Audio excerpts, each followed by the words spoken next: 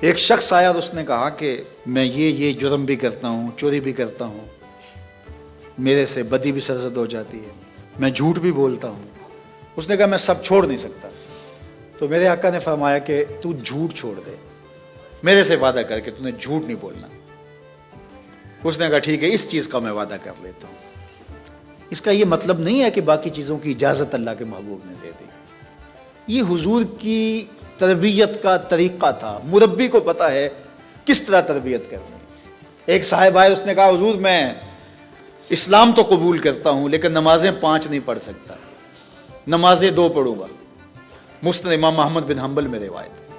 تو آقا کریم نے فرمایا ٹھیک ہے، 2 نمازوں پر اس کو بیعت کر لیا۔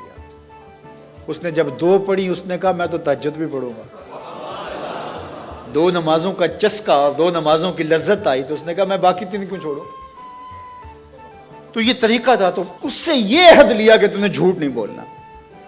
اب جب چوری کو جی چاہا، ماحول پیدا ہوا، تو سوچا کہ اللہ کے رسول نے اگر یہ پوچھ لیا کہ چوری کی تو حضور سے یہ تو عہد ہے جھوٹ نہیں بولنا، تو پھر حضور کو بتانا پڑے گا کہ میں نے چوری کی ہے، تو یہ تو حضور کے سامنے شرمندگی ہوگی۔ چوری چھوڑ دی۔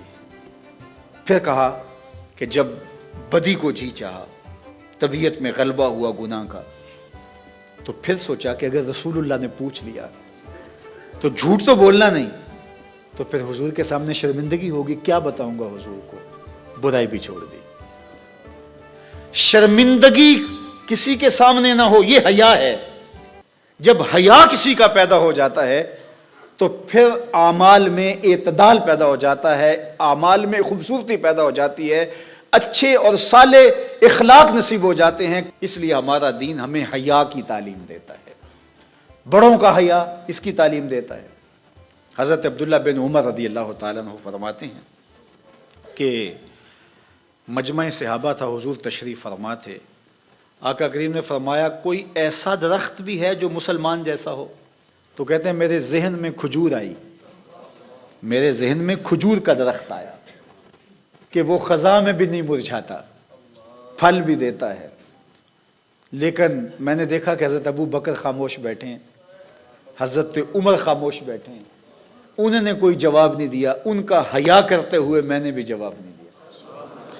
بعد میں حضور نے فرمایا کہ کھجور کا درخت ہے۔ کہتے ہیں میرے دل میں بھی یہی تھا اور میں بولنا چاہتا تھا، لیکن ان بڑوں کا حیا کرتے ہوئے، میں چھوٹی عمر کا تھا، میں نہیں بولے۔ مدینہ المنورہ میں صحابہ تشریف فرما تھے کہ ایک خاتون گزری، سیاہ رنگت، حبشی نژاد۔ تو ایک صحابی فرمانے لگے اگر جنتی خاتون دیکھنی ہے تو یہ خاتون جا رہی ہے۔ تو پوچھا کہ یہ کیسے؟ کہا ایک دن یہ خاتون حضور کے پاس آئی اور اس نے کہا حضور مجھے مرگی کے دورے پڑتے ہیں، تو میرے لیے دعا کر دیجئے کہ اس مرض سے مجھے نجات ملے۔ تو آقا کریم علیہ السلام نے فرمایا اگر تم کہو تو میں دعا کر دیتا ہوں اور یہ دورے تمہیں نہیں پڑیں گے، اور اگر تم ان پہ صبر کر لو تو میں تمہیں جنت کا وعدہ دیتا ہوں۔ اب تمہارے ہاتھ میں ہے، جو چاہو کر لو۔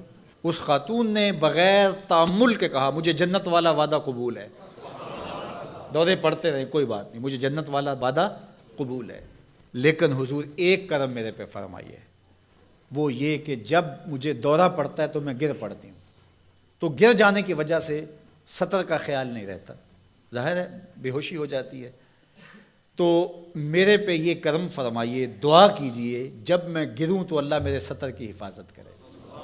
تو حضور نے یہ دعا کر دی۔ اب وہ گرتی تھی لیکن اس کا سطر نہیں کھلتا تھا۔ اللہ اکبر! تو اس کو کتنا خیال تھا اپنے پردے کا، کتنا خیال تھا اپنے سطر کا۔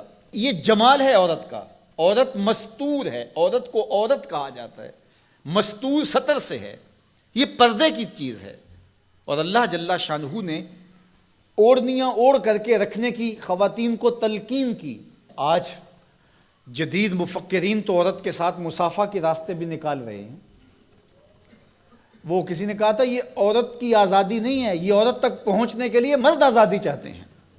عورت سمجھتی ہے مجھے آزادی مل رہی ہے، یہ تجھے آزادی نہیں دی جا رہی، یہ تیری آبرو کو، تیری عزت کو، تیری ناموس کو تار تار کرنے کے لیے یہ مرد آزادی چاہ رہا ہے، یہ آوارہ لوگ آزادی چاہ رہے ہیں، تجھے کھلونا بنانا چاہتے ہیں، تو کھلونا نہیں ہے، تیرا پردہ تیری ناموس کا محافظ ہے، تیرے برقعے کی ایک ایک سلوٹ تیرے حیا کا پہرا ہے۔ رومی علیہ رحمہ فرماتے ہیں کہ بادلوں کے گرجنے سے نہیں، پھول کھلتے ہیں بارش کے برسنے سے۔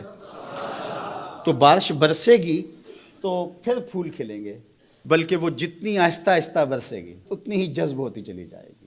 سہج پکے سو میٹھا ہو۔ اس لیے اپنے لہجوں کو خوبصورت بھی بنائیے، اپنے لفظوں کا انتخاب بھی اچھا کیے، اور اپنی آواز کو پست بھی رکھیے، لوگوں کے کانوں پر آپ کی آواز بوجھ نہ ہو۔ تمام انبیاء کی طرف سے جو ماضی میں گزرے ہیں، ایک ضرب المثل کے طور پہ بات موجود ہے، اور یہ بات میرے اور آپ کے آقا و مولا نے ہمیں پہنچائی، اور وہ یہ کہ اذا لم تستحی فاصنع ما شئت، جب تیرے میں حیا باقی نہ رہے تو جو چاہے کر۔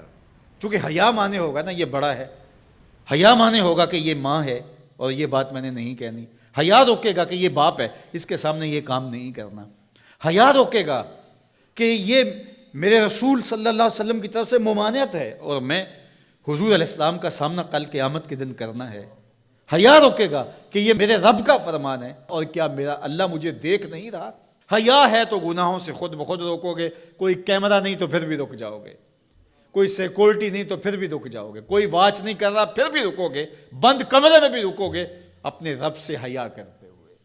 لیکن اگر رب سے حیا نہیں ہوگا، اس کے رسول سے حیا نہیں ہوگا، تو پھر جو مرضی کرو، پھر تمہیں نہ کوئی کیمرہ روک سکتا ہے، نہ باپ روک سکتا ہے، نہ ماں روک سکتی ہے، نہ بڑا بھائی روک سکتا ہے، کوئی نہیں روک سکتا تمہیں جب تمہارے اندر حیا نہیں ہے۔ حیا ہوگا تو پھر گناہوں سے خود بخود بچتے چلے جاؤ گے، برے اعمال سے بچتے چلے جاؤ گے، بد اخلاقی سے بچو گے، زبان سے جملہ نکالنے سے قبل سوچو گے کہ یہ جملہ مناسب نہیں ہے تو میں اس کو کبھی بھی نہیں بول سکتا، اس لیے کہ حیا مانے ہو جائے گا اور طبیعتوں کے اندر ایک نور پیدا ہوتا چلا جائے گا، اور یہ پردہ جب اٹھ گیا اور یہ ڈر جب ختم ہو گیا تو پھر راستے صاف ہو جاتے ہیں، جو مرضی کرتا رہو، پھر کوئی پرواہ نہیں۔ آج مغرب مختلف ذرائع سے ہم سے یہ جوہر چھیننا چاہتا ہے، تو اب ہمارے اوپر تہذیبی یلغار کے ذریعے سے، میڈیا یلغار کے ذریعے سے، تمدنی یلغار کے ذریعے سے، مختلف ناموں سے، مختلف ایام منانے کے ذرائع سے ہم سے اگر ہمارے جوہر حیا کو چھین لیا جاتا ہے تو ہمارے پلے کیا بچتا ہے؟ کیا ہم گو کوڑا قوم ہے کہ جو کوئی لے کے آئے اور اسی کے پیچھے چل پڑے؟ کیا ہمیں نہیں پتا کہ ہم کون ہیں؟ ہماری بھی کوئی بنیاد ہے، ہماری کوئی ساکھ ہے، ہمارے آباء و اجداد ہیں، ہمارے اوپر کتاب اتری ہے، ہمارے آقا نبیوں کے امام ہیں، ہمیں پورا کامل اکمل دین دیا گیا ہے۔ کیا ہم وسیع و ظرفی کے نام سے، روشن خیالی کے نام سے سب کچھ اختیار کر لیں گے؟ یا ہمیں سوچنا پڑے گا کہ ہمارے دین کی شناخت کیا ہے؟ تو میرے حضور نے فرمایا ہر دین کی ایک الگ شناخت، الگ پہچان اور نمایاں نشان اور علامت ہوتی ہے، اسلام کی وہ نمایاں علامت حیا ہے۔ اللہ اکبر۔ تو یہ بات ذہن میں رکھیے گا کہ حیا ہمارا دین ہے اور ہمیں حیا اختیار کرنے کی تلقین کی گئی ہے۔ اگر حیا ہے تو دین ہے، اگر حیا نہیں ہے تو دین نہیں ہے۔ تو اللہ ہمیں حیا کے نور سے مالا مال کرے، ہماری نسل نو کی بالخصوص حفاظت کرے، ہماری بیٹیوں، بہنوں اور مستورات اسلام بناتے دین کی اللہ خاص طور پہ حفاظت فرمائے۔